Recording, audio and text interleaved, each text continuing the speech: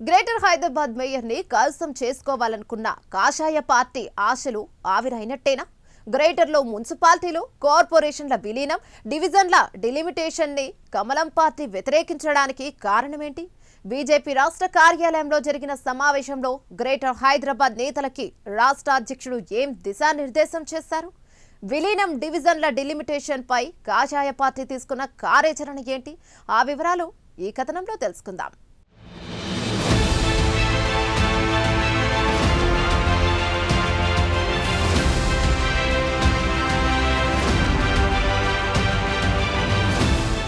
కాంగ్రెస్ ప్రభుత్వం గ్రేటర్ హైదరాబాద్ పరిధిని పెంచేందుకు గ్రేటర్ బయట, ఔటర్ రోడ్డుకు లోపల ఉన్న 20 మున్సిపాలిటీలు, 7 మున్సిపల్ కార్పొరేషన్లు జోడించి జీహెచ్ఎంసీలో విలీనం చేసి మహానగరంగా చేయాలని నిర్ణయం తీసుకుంది. దీంతో పాటు జీహెచ్ఎంసీలో వార్డుల సంఖ్యను 150 నుంచి 300 వరకు పెంచుతూ ప్రభుత్వం ఉత్తర్వులు జారీ చేసింది. ఈ నిర్ణయాన్ని వ్యతిరేకిస్తూ బుధవారం బీజేపీ రాష్ట్ర కార్యాలయంలో బీజేపీ రాష్ట్ర అధ్యక్షుడు రామచంద్రరావు గ్రేటర్ హైదరాబాద్ కీలక నేతలతో సమావేశమయ్యారు.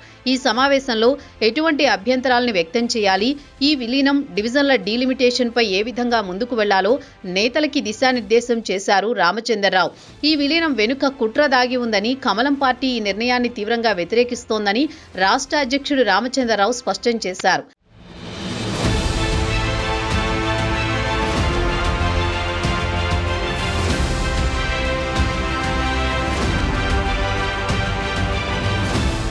హైదరాబాద్ ఎంఐఎంకి దారాదత్తం చేసేందుకే ప్రభుత్వం ఈ నిర్ణయం తీసుకుందని బీజేపీ నేతలు మండిపడుతున్నారు. మున్సిపాలిటీలు, కార్పొరేషన్లను జీహెచ్ఎంసీలో విలీనం చేసే ముందు ప్రజల అభిప్రాయాలు ఎందుకు తీసుకోలేదు?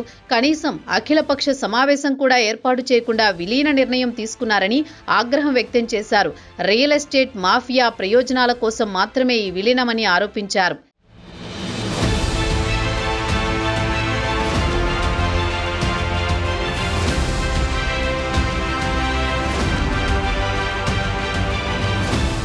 పరిపాలనా సౌలభ్యం కోసం వికేంద్రీకరణ అవసరం కాగా రాష్ట్ర ప్రభుత్వం తీసుకుంటున్న ఈ కేంద్రీకరణ నిర్ణయం ప్రజలకు నష్టం చేస్తుందని రాష్ట్ర అధ్యక్షుడు రామచంద్రరావు హెచ్చరించారు.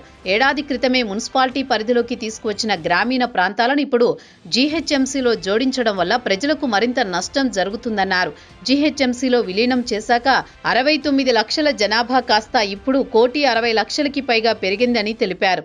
ఇంత పెద్ద జనాభా నిర్వహణకు అవసరమైన సదుపాయాలు లేవు. ప్రజలపై అధిక పన్నులు వేయడం తప్ప ఫలితం ఉండదని పేర్కొన్నారు. ఇప్పటికే జీహెచ్ఎంసీలో నిధుల కొరత తీవ్రంగా ఉందని, మున్సిపాలిటీల్లో అభివృద్ధి లేదని, అలాంటప్పుడు విలీనం ఏ విధంగా అభివృద్ధి చెందుతుందని ప్రశ్నించారు.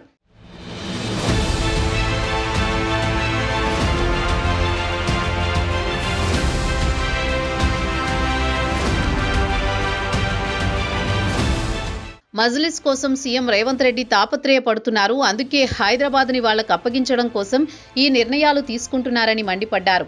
మజ్లిస్ ని గెలిపించడం కోసం మాత్రమే వార్డుల సంఖ్య పెంచుతున్నారు. జీహెచ్ఎంసీ మొత్తాన్ని 3 భాగాలు చేసి ఒక్క భాగాన్ని మజ్లిస్ కు దారాదత్తం చేసే కుట్ర జరుగుతోందన్నారు.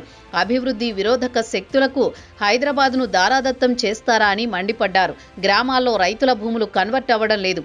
రోడ్లు, డ్రైనేజీల సిస్టమ్ సరిగా లేదని గతంలో మేము అభ్యంతరాలు తెలిపాం. అయినా ప్రభుత్వం మా ప్రతిపాదనను పక్కన పెట్టిందని తెలిపారు. విలీనంపై అన్ని పార్టీల సమావేశం, ప్రజల అభిప్రాయాలు తీసుకోకుండా డివిజన్లు పెంచడం ఏంటని నిలదీశారు.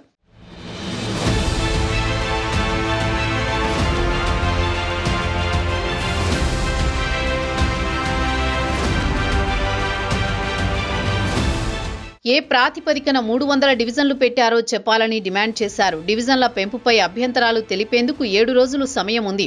గ్రేటర్ హైదరాబాద్లో విలీనమైన కొత్త ప్రాంత ప్రజలు విలీన కుట్రను అడ్డుకోవాలని పిలుపునిచ్చారు. మరోవైపు మున్సిపాలిటీల్లో అపరిశుభ్రత, రోడ్ల పరిస్థితి అధ్వాన్నం, డ్రైనేజ్ సమస్యలు, చెత్త నిర్వహణ వైఫల్యం, స్ట్రీట్ లైట్లు, వాటర్ వర్క్స్లో నిర్లక్ష్యం, ఇలాంటి పరిస్థితుల్లో మున్సిపాలిటీలు అభివృద్ధి చేయలేకపోతున్నప్పుడు విలీనం వల్ల పరిస్థితి ఎలా మెరుగుపడుతుందని బీజేపీ నేతలు మండిపడుతున్నారు. మొత్తానికి